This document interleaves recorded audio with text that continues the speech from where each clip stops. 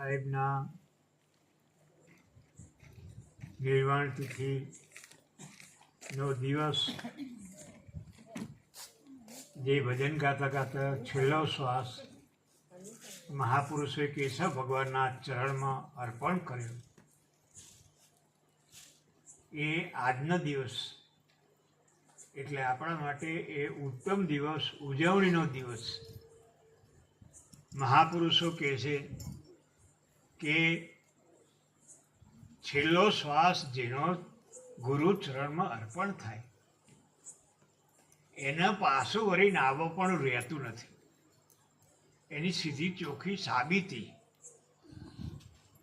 જગત વ્યવહારમાં, જગત કાળમાં છેલ્લા શ્વાસા જાય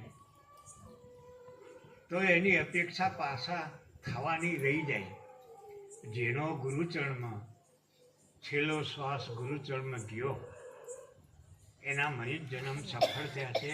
અને એ મહાપુરુષોએ આપણને એ જ સંદેશો આપ્યો છે કે જેના નામ નક્કી થયું, એ નામ છેલ્લા શ્વાસ સુધી, જેનો હમણાં શંકરદાન બાપુએ વાત કરી, અજંપા જાપ છેલ્લા શ્વાસ સુધી જેના થાય એના મનુષ્ય જન્મ સફળ થાય એવું મહાપુરુષોનું કહેવું છે.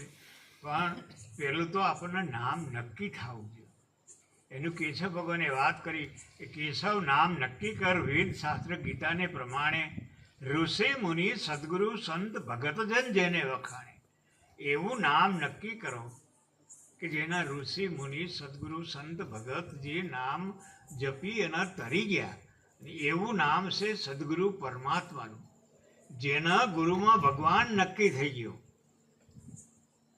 અને એ નામ જેને નક્કી થઈ ગયું, એ નામ નક્કી થાય એટલોય પૂરતું નથી. એ નામના જાપ, જેને શંકરદાને કીધું અજંપા જાપ, અજંપા જાપ જેના હાથ જપાઈ જાય, એનો છેલ્લો સ્વાદ ગુરુચરણમાં જાય, એના જન્મ સફળ થાય. મહાપુરુષોનો નિચોડ છે કે આપણને જે આ મળ્યું છે એ માત્ર ને માત્ર ઈશ્વર દર્શન માટે, પાછું વળીને 84માં આવવું ના પડે એના માટે આ અમૂલ્ય વસ્તુ મળી છે. અને આ અમૂલ્ય વસ્તુમાં અહીંયા જે ચોબારીમાં આવી અને જેણે જેણે આ જ્ઞાન તરફનું પ્રયાણ કર્યું એની નક્કીતા થાય છે. એટલે કેશવ ભગવાને વાત કીધી કે સખી નામ જપે નરસુરા, નથી કાયરના કામા, કાયર પાછા પગલાં મૂકે અને સુરા આવે સામસામા. જે આ નામનો જાપ જપ્યો, એ નામનો જાપ સુરવીરનું કામ છે, જેનું તેનું કામ નથી. સખી નામ જપે એ નરસુરા, નથી કાયરના કામા, કાયર પાછા પગલાં મૂકે ને સુરા આવે સામસામા. સખી નામ તલવાલે કોક વંકા જુજે, એવા ભૂપતના સામા, પાવૈયા જાશે પેલા પૂરે, એ નારેથી એ નકામા. આ મહાપુરુષનું, સદગુરુ પરમાત્માનું નામ જપવું એ બહુ કઠણ વિષય, કે જેને પૂર્ણ પરમાત્મા નક્કી થઈ ગયો, ગુરુ સિવાય એના બીજો કોઈ રથ સૂઝ જ નહીં.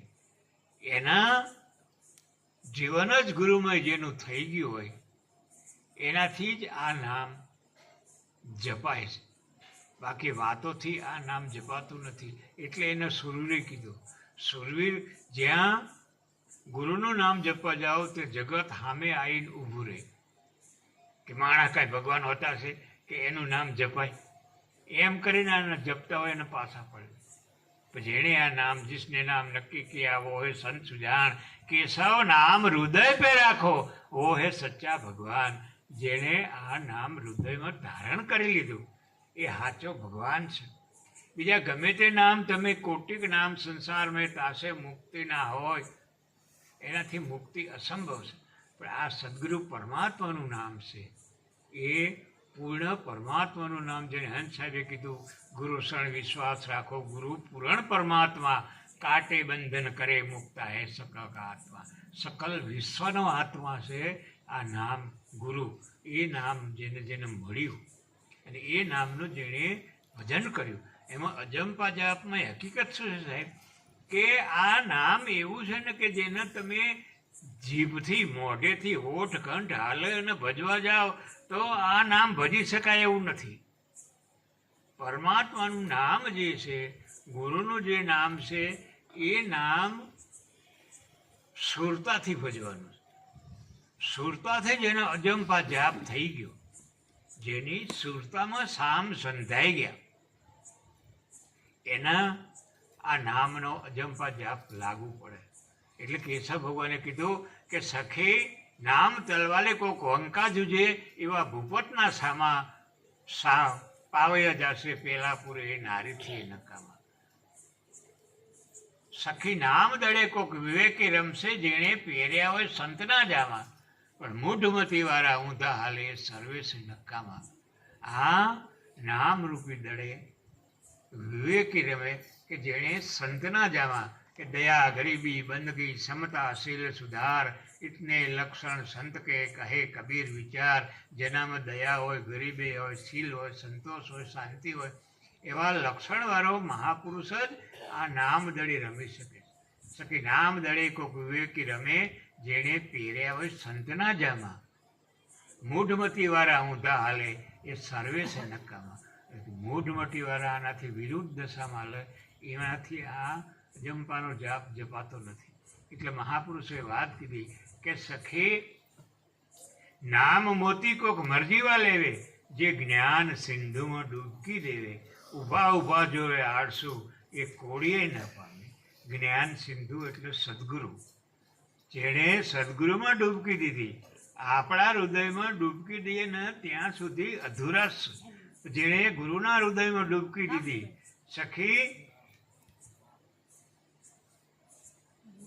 જ્ઞાન સિંધુમાં જો ડૂબકી દેવે, ઊભા ઊભા જોવે આરસુ એ કોળીએ ના પામે. જેણે ગુરુના હૃદયમાં જેનું સ્થાન મળ્યું, જેણે ગુરુના પોતાનો કરી અને ગુરુમાં સમર્પણ થઈ ગયું,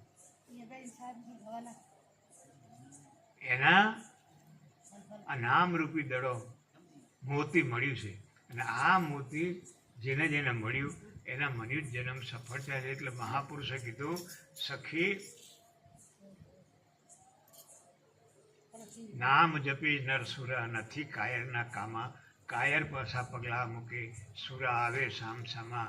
આ નામ મનુષ્ય જન્મમાં જેને જેને મળી ગયું અને જેનાથી આ નામનો જાપ થઈ ગયો, એ નામ જેને જેને રાત દિવસ સતત એના તરફ જ એની દ્રષ્ટિ હોય, નજરમાં બીજો કોઈ આવે નહીં, બીજું સમાપ્ત થઈ ગયું હોય, એવાનો જ આ મહાપુરુષ. અને એનો પ્રત્યક્ષ દાખલો મોતીરામ સાહેબ છે કે ઊંઘમાંથી ઉઠાડીને બોલવાનો